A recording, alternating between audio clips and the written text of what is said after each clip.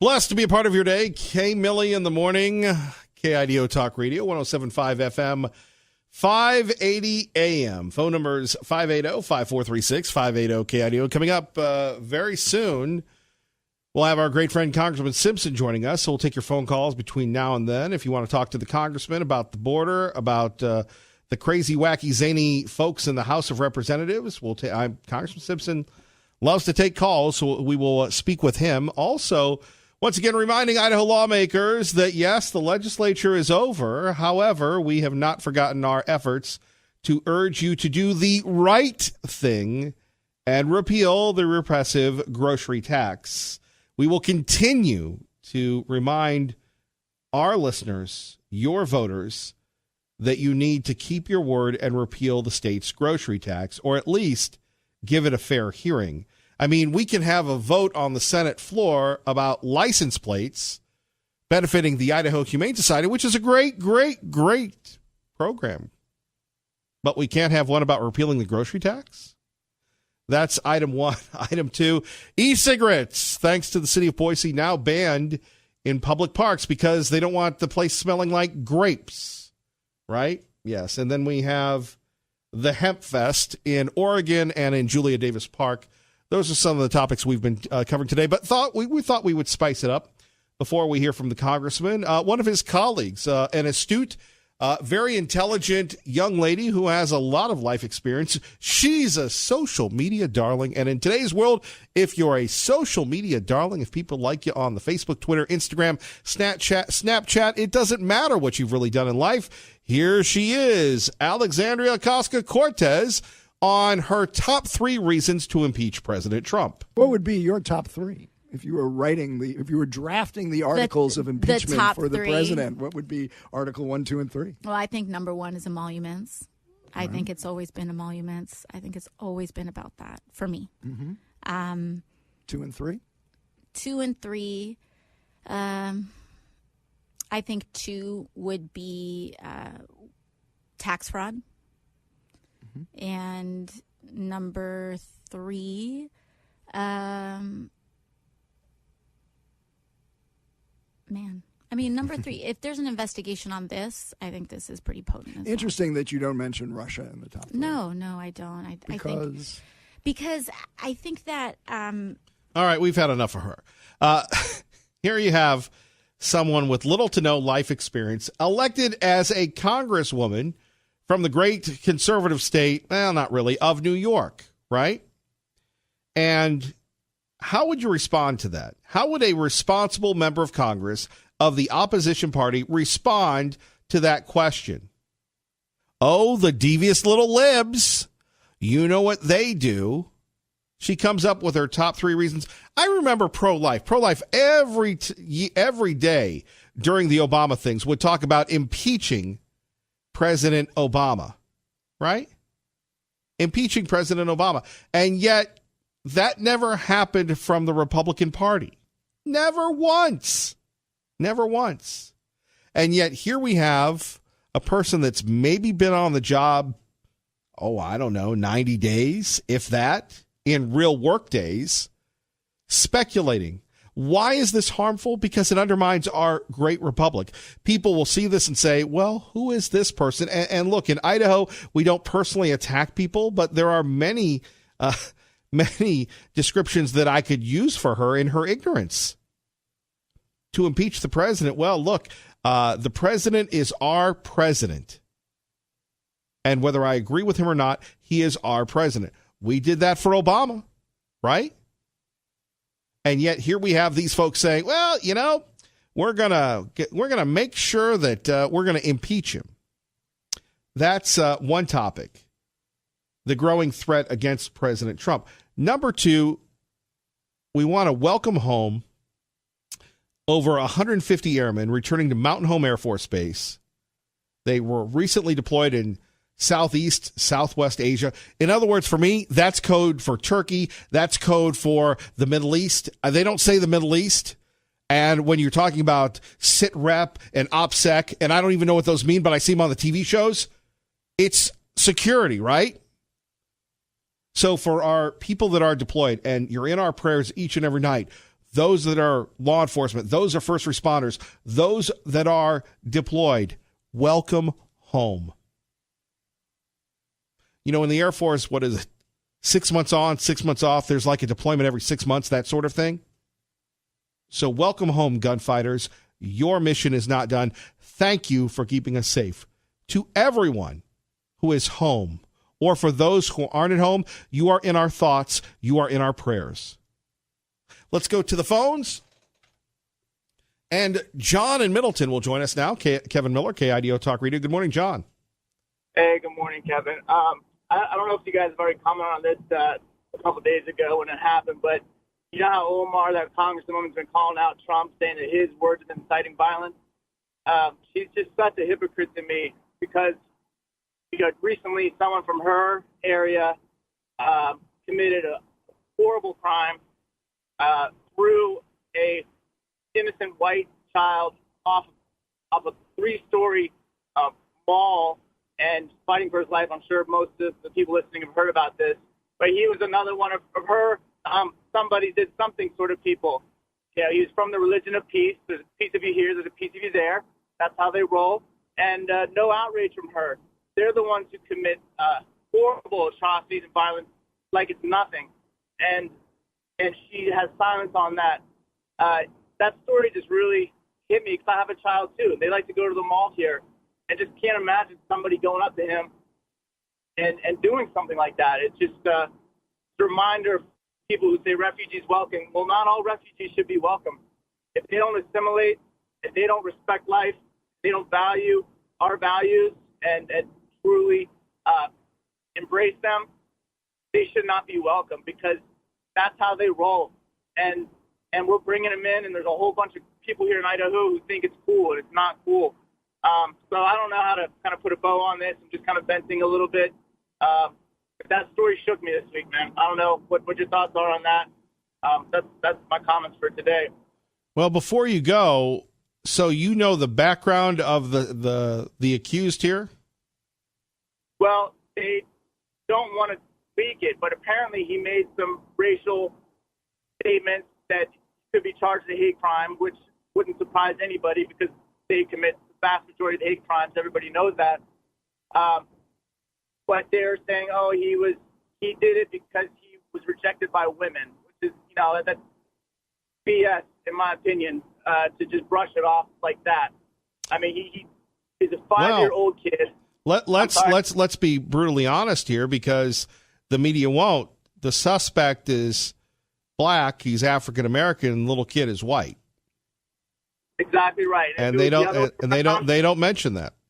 They can't mention it because it's like fingernails on chalkboard to them. It doesn't fit their narrative. And if it was the other way around, that whole mall would have been completely turned to rubble, and that city would be burning from end to end.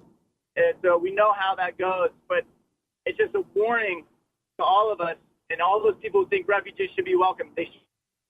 Anybody should not be welcome here. No way, because that could happen anywhere. It could happen here at any of our malls, any of our churches.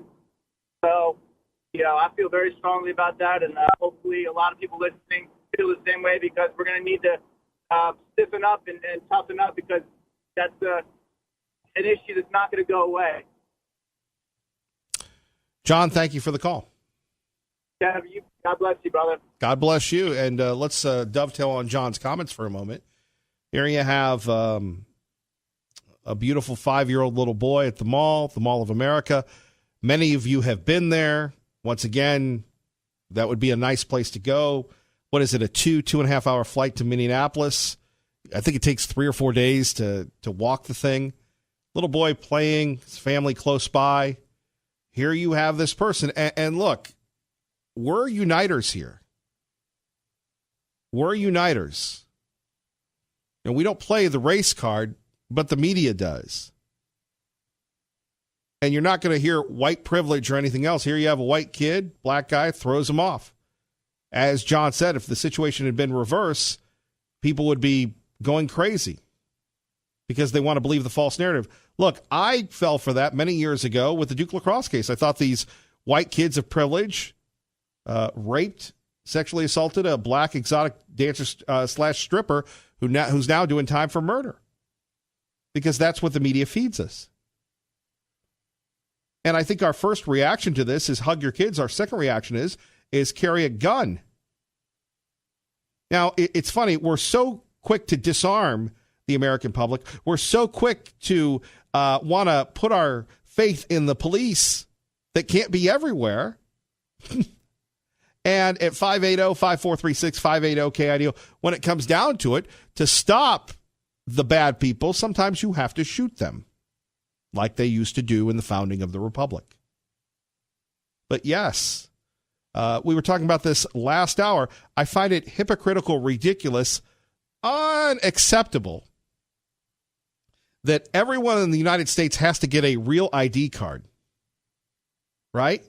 By the way, we'll still take your calls on this. The DMV being overwhelmed. 3-4 hours. From what I hear, you put your number in and you go to the mall and you come back in 3 or 4 hours later. Right? So being overwhelmed, everybody has to get one. And yet, on the other hand, we're letting people in without documentation, without any background checks, without any type of vetting. In the neighborhoods in Boise, in Kuna, in Star, in Nampa, right? Doesn't that seem hypocritical to you? At 580-5436, 580-KIDO. It sure does to me. And then as we started this hour, we were talking about Representative, Cortez, talking about her 3 top reasons she could only come up with 2 to impeach the president. That's just darn crazy. It's irresponsible. It's not being a statesman, or I guess you would say a statesperson. But it's the world we live in today. Clickbait, likes, forwarding things. Let's get back to being real. Is that asking too much? Kevin Miller, KIDO Talk Radio. There's a feeling of sorrow here in Paris, but there's also hope as people here in France and around the world promise to rebuild the Notre Dame Cathedral.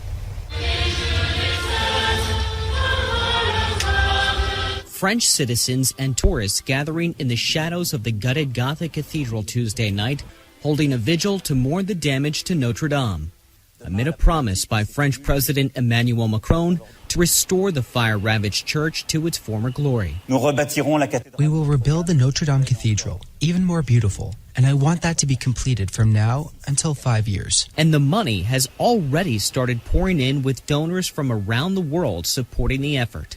And there we have it. Now, wouldn't it be great if Representative Omar Tlaib, Ocasio-Cortez, the group of usual, to quote that Kevin Spacey film, The Usual Suspects, wouldn't it be great if they actually had a statement about the fire at Notre Dame?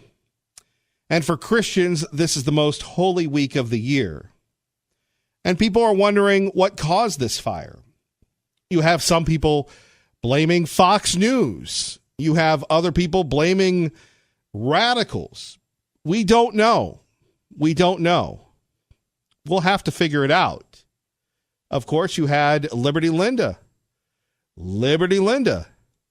saying that she thinks it was the radicals, and they're what the liberals and progressives will not want to talk about and will not want to share with you is there have been attacks on religious organizations, whether it's churches in South Carolina, churches in Utah, across the world that don't get any coverage, right? Now we have this fire at Notre Dame. We don't know what caused it, right? However, it hasn't stopped the devious little libs from speculating. The worst of the story. I want you to listen to this. French officials say the fire was not arson. It was not the work of terrorism. Yet before the blaze was even put out, online trolls edited images to push conspiracy theories. Twitter and YouTube are now taking serious heat for letting those doctored videos spread far and wide. So there's a video on YouTube where they superimpose someone screaming Allah Akbar over the video. We know that didn't happen. They have this woman named Faith Goldy, who's a Canadian white nationalist. She was banned from Facebook last week. She's still verified on Twitter. She has that little tick that puts you up right next to news organizations. So when she pushes this conspiracy, which she did yesterday on Twitter, and that's how it makes it to the top. Makes it to the top. And then by the end of the day, Glenn Beck is talking about it.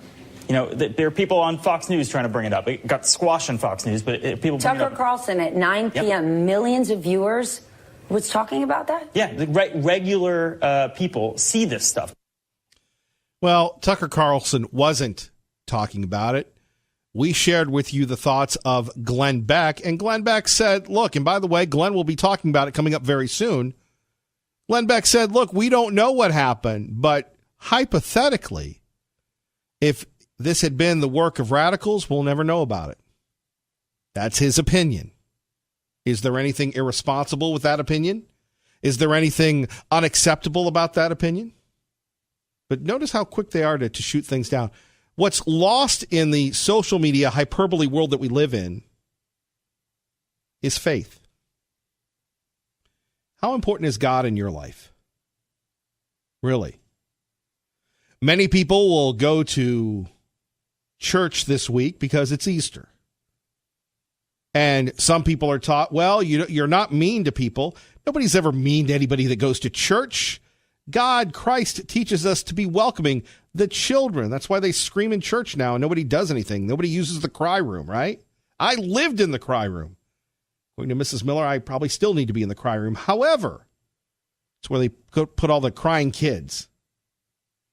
Here we have, whether you're a believer or not, 2,000 years ago, over 2,000 years ago, a man was put to death who changed not only Western civilization, but the entire world, Jesus Christ. And you have this church, a cathedral, and people say it's a symbol of France. No, it's a tribute to God. Burned down. Let's hope and pray that it wasn't an attack. There's got to be a special place in hell for anyone that would desecrate or attack a church. KIDO Talk Radio time is 8:26. Let's get you to work safely and on time with Kevin Miller in the morning. Good morning, Dave. And I'm Kevin Miller in the morning. Don't forget Miller's Mission, a big announcement next week. Once again, we need you now more than ever when we're looking at helping the Boise Rescue Mission. If you're new to the area, we'll explain it to you. Now that charitable donations are not tax deductible, they need our help.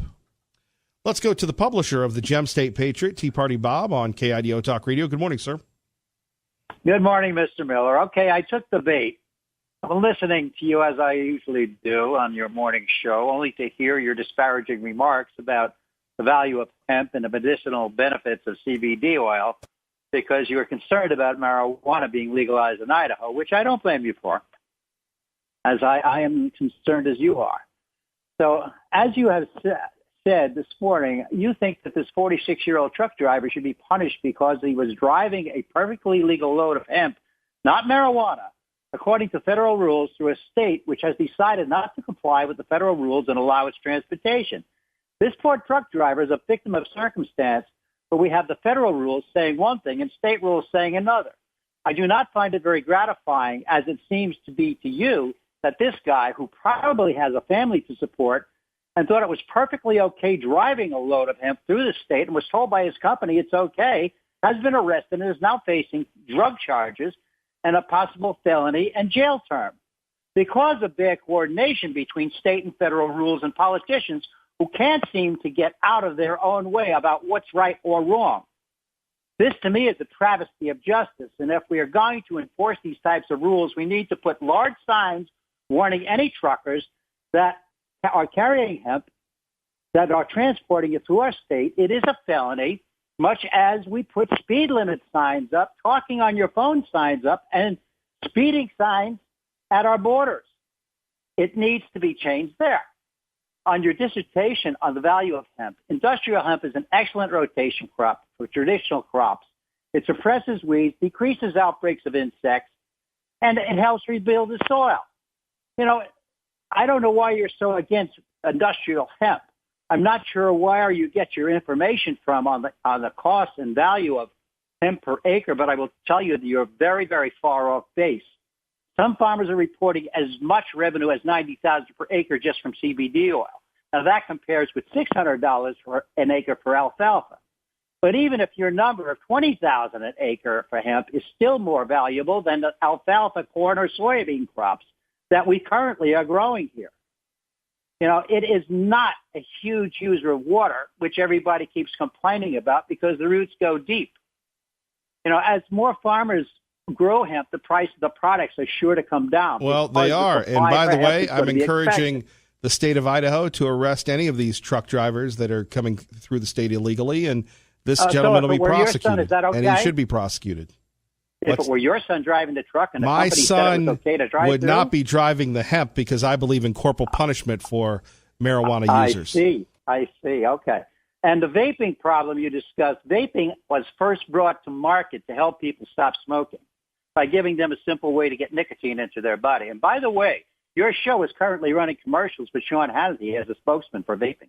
Well, My question is, where do we stop when it comes to government regulating our lives? It's okay if Sean does it.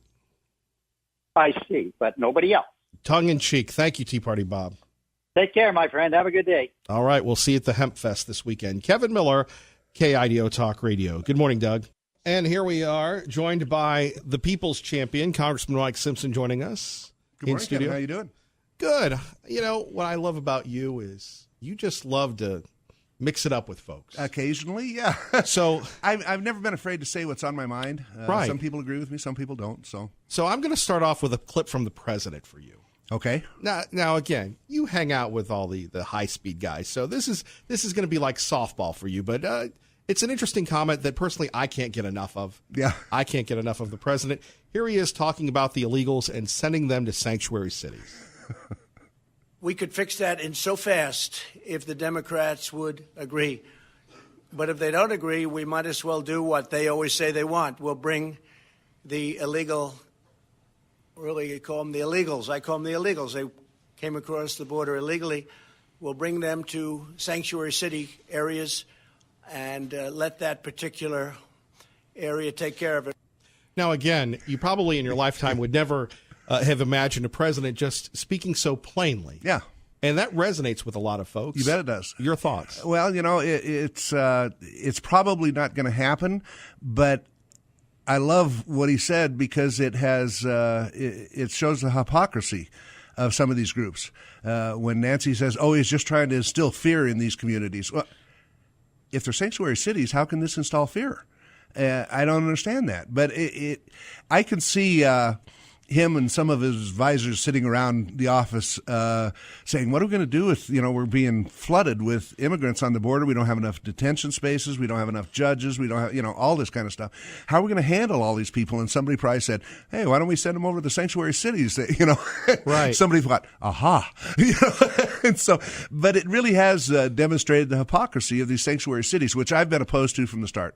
If you're part of America, you're part of America. You enforce the American laws. And to say, oh, no, we're not going to enforce these, I don't think is right.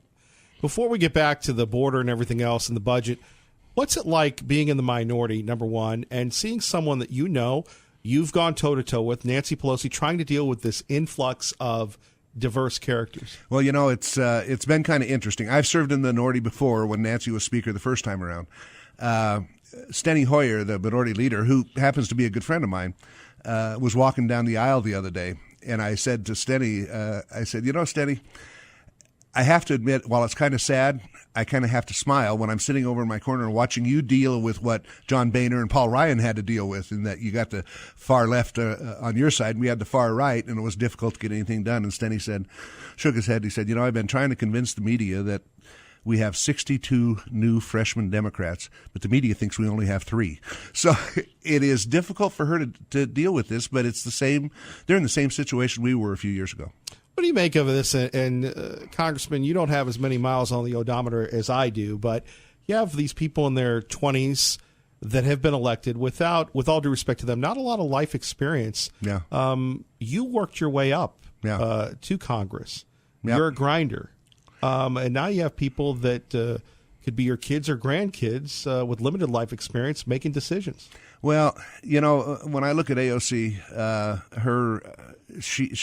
the reason she got popular all of a sudden is she beat an incumbent that was potentially the next Speaker of the House, Crawley, that was from New York, from that district, and but in that and this is a district that the Democrat, whoever wins the primary, is going to win, and she got like 4,000 votes in that primary. So 4,000 people decided this, and now she's the national figure on social democrats or justice democrats or all of this kind of stuff.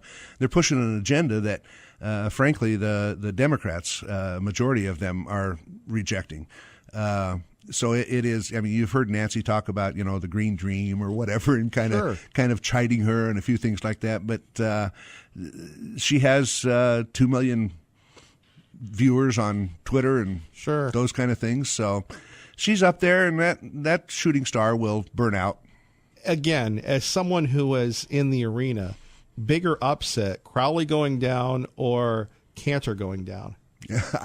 Well, I'd like to see Cantor go down myself, but but when Eric Cantor lost, I mean, he had all the money, he had this. Oh, I thought you said Cancer going down. No, sorry, Cantor. Yeah, we were shocked when Cantor lost, right? And it was because he didn't pay enough attention to his own district. He was the majority leader at the time, and you have other responsibilities than just your district. You have national responsibilities and so forth as being the majority leader. But he didn't pay attention to his district, and the guy that beat him just got beat this last time, Bratt. Right.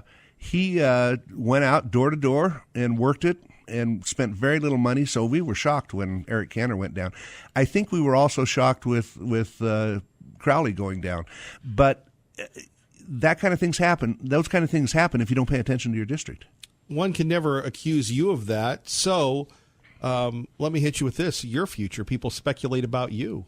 I've tried to get you to run for governor for several years, but we've got a governor. You won't take the bait. I know. Yep, we've got a Republican governor, good governor, but doing a good job.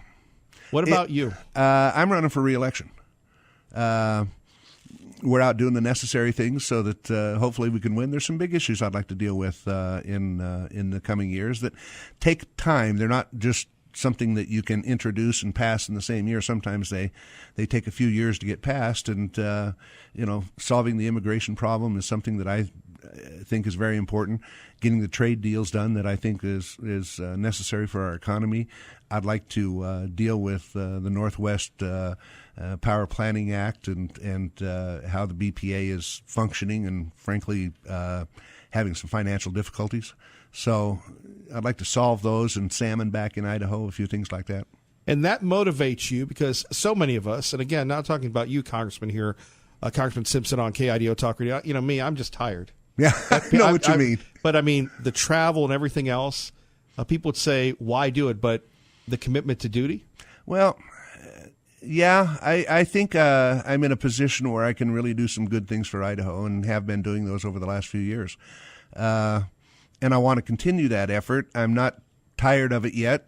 It is, sometimes this is one of those jobs that is both exciting and frustrating at the same time. But the travel is the biggest challenge I think most members have. In fact, most members from the West, when they retire, if they voluntarily retire and don't get beat or something, it's the travel that forces them to retire. I always got a kick out of Jim Hansen had been in Congress for a long time when I came from Utah. And he finally became what he wanted. He got the chairmanship of the Resources Committee. That's what he'd been angling for all this time that he was in Congress. He served 1 2-year term and then retired. And I said, why did you retire after you became chairman? And he said, I just couldn't stand the travel anymore. Right. And you see more and more people that are that way.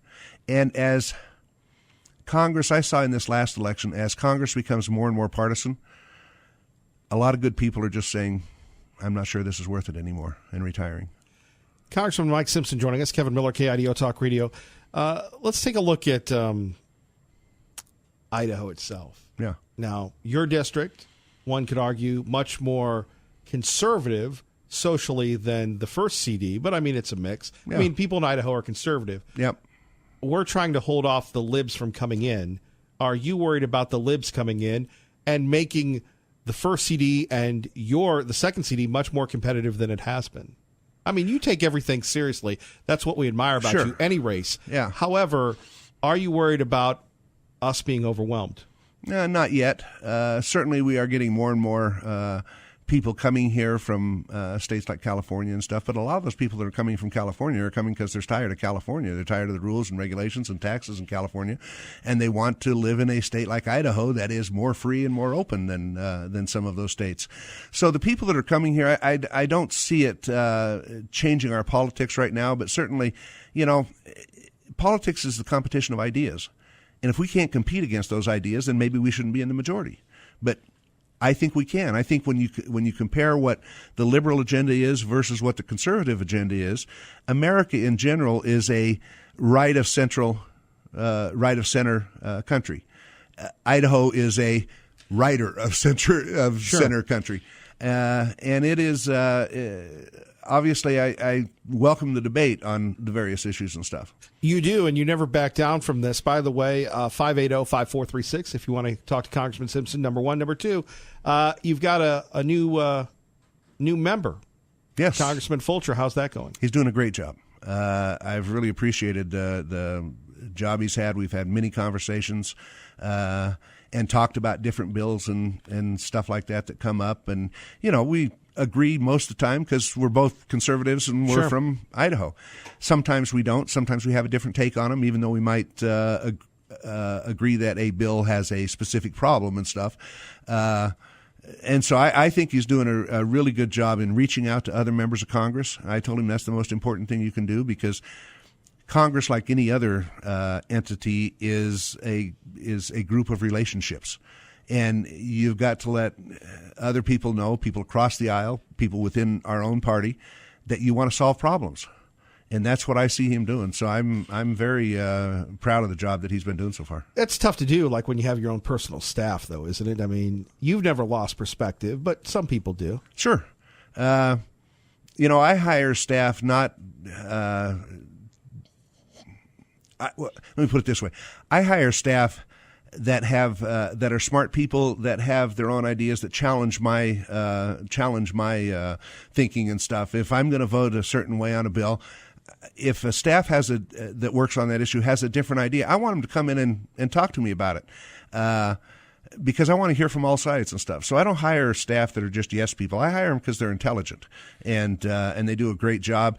You cannot be successful in this job without a great staff. And I'm proud of the staff that we've got. I think they do one of the best jobs in Washington, D.C. and out here in the district. More coming up with Congressman Simpson next. Kevin Miller, KIDO Talk Radio. Blessed to be with you, Kevin Miller in the morning. Don't forget Sean Hannity this afternoon at 3. Congressman Mike Simpson with us. We've got some calls. Are you ready to go? You bet. All right, we go to Dwayne in Eagle for Congressman Simpson, KIDO Talk Radio. Good morning, Dwayne. Thanks for taking my call, Kevin. Good morning. Good morning. Congressman Simpson, what is your stance on these red flag laws and the Second Amendment?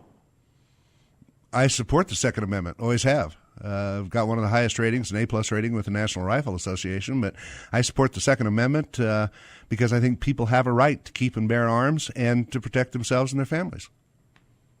Do we need any other new gun laws in order to support the Second Amendment? I don't think so. Okay, that's all I needed. Thank you. Okay, you bet. Thank you for that. Back to Dwayne's point about the red flag laws, you've got the Attorney General, William Barr, saying that he's in favor of those. That is a contentious issue. We had Marcy's Law.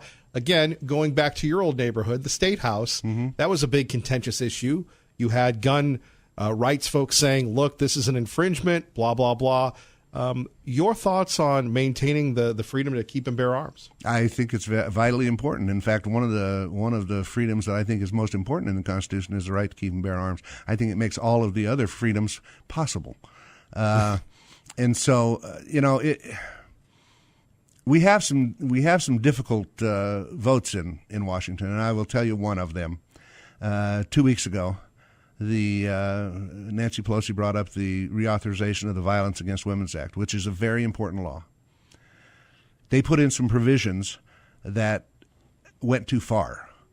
A couple of them were gun provisions, and the NRA came out and opposed the bill. And Nancy was very good at trying to divide Republicans between either supporting women against the Women's Against Violence Act or the Second Amendment and the NRA. I happen to vote for the Violence Against Women's Act because I think it's very important, even though those two provisions were in there, which I don't support. But I'm smart enough to know that she was trying to put us in a trap. And those provisions will never survive the Senate if this bill goes forward. So they're not going to be in any final bill. And if they were in a final bill, I would vote against the bill. But we had to move the Violence Against Women's Act forward, I think. And I think the Senate will either do their own bill or take that up and amend it. But I think they'll do their own bill. Then we'll go into conference. And those objectionable provisions will be stricken. But Nancy was very smart politically in terms of doing that, trying to divide the NRA and Republicans or be against women. Before we get to Dan and Meridian, the Mueller report due out tomorrow, I believe. Yeah. Your thoughts? All hell's going to break loose. Can I quote you on that? It will. I at one time thought, and I wanted to make sure that Mueller was protected to be able to finish his investigation because I want to know what the Russians did and so forth. But I was once foolish enough to believe that once the Mueller report comes out, it'll be over. It's just going to be beginning because those people that disagree with it and think that Trump still had some collusion and all this kind of stuff, they're not going to be satisfied with his investigation. And if it had come out the other way and said he colluded, the Republicans would have said, yeah, it was those 16 angry Democrats that did this report and stuff, So that's not going to settle it. This is going to go on for a while. But the Democrats are very worried because they've been pushing this collusion, and that's the only way he could have won. Now they're saying, oh, okay, there must be other things. We need his tax returns, and all that kind of stuff. I don't think his tax returns necessarily need to be made public. If he wants to, that's fine with me. Other presidents have done it, I guess, starting with Nixon or something like that. But there's no law that requires him to do that. And remember, he gets audited every single year by the IRS. I trust the IRS to look in there if he's doing things that are illegal. They would catch those things, I would hope. More with Congressman Simpson. Dan and Meridian hang on first. Traffic and weather together. Good morning, Dave. Back to Congressman Simpson. We go to Dan and Meridian. Good morning, Dan. Good morning, Kevin. Thanks for taking my call. I appreciate it. Congressman, yes. President Trump ran on one of his issues was to end the wars and bring troops home. Yeah. Yesterday he vetoed, I believe it was called Senate Joint Resolution number 7, which was passed in the House and the Senate, that called for a withdrawal of troops from Yemen. And I know that you and the rest of the Idaho delegation voted against that resolution. And I'm just wondering why the duality? Why, if we're trying to find a way to end these wars, why would President Trump veto a resolution that calls for the end of the war? That wouldn't end the war, and we don't have troops in Yemen, but we are giving support to the Saudi troops that are conducting this war against Yemen. And everybody wants to see these wars end. It's a difficult thing. I do think Congress needs to debate and do a authorization for the use of military force, the AMU, that we're still operating under the one that was passed in 2001. So we need to re-examine some of these things. I know that the president wants to get troops out of Syria and Iraq and Afghanistan and stuff. We can't let these areas go back to being a hotbed that will eventually have to fight again. I know that's an insufficient answer, but I understand where you're coming from. Hey, Dan, thank you. We lost Dan. Pro-life, sorry, we ran out of time. Maybe next time. Pro-life. Thank you, Congressman Simpson. Good to be with you, Kevin. Have a great day. Okay, you too.